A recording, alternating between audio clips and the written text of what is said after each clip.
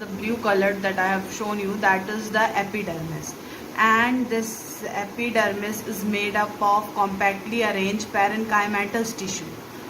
The red color that I have made above the epidermis, that is the cuticle which cover the epidermis, which minimize the loss of water. And here the hair-like structure that is coming out, that is known as trichome. So this is the structure which is one layered structure, which is the outermost covering of a plant, and it is called epidermis or stem. That is called epidermis. It is covered with cuticle. Cuticle is made up of cutin, and to minimize the loss of water it is present because in some plant of dicot, sometimes the stem are green that perform the process of photosynthesis due to the presence of stomata in between. So to minimize the loss, this cutin is present or cuticle is present.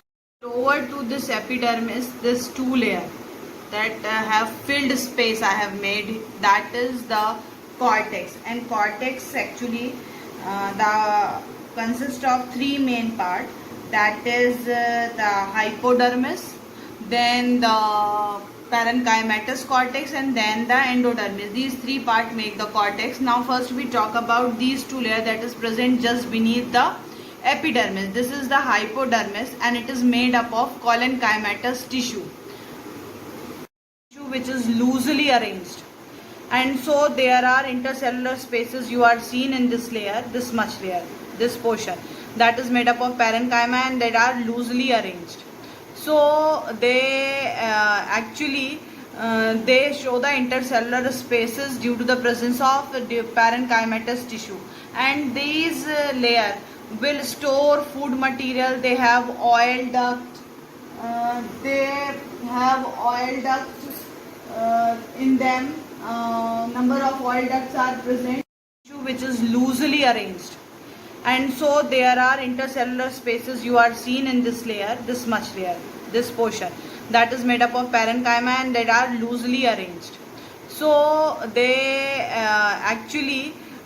they show the intercellular spaces due to the presence of the parenchymatous tissue, and these layer will store food material. They have oil duct,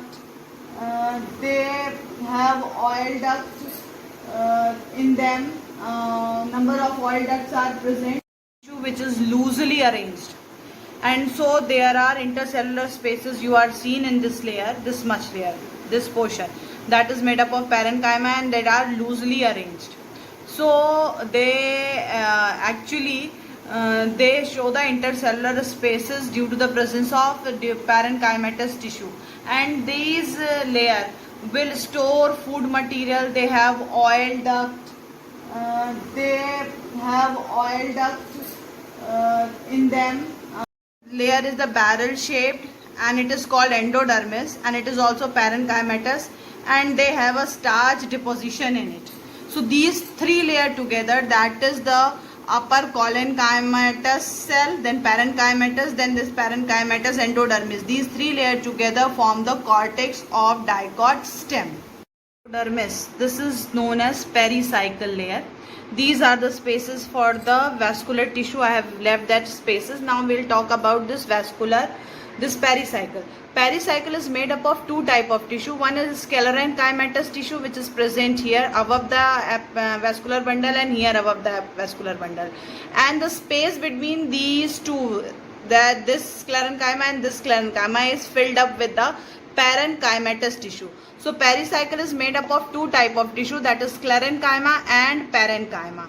Okay, with parenchyma, and there is sclerenchyma, and the sclerenchyma is not of this shape. That is present is of spindle shape.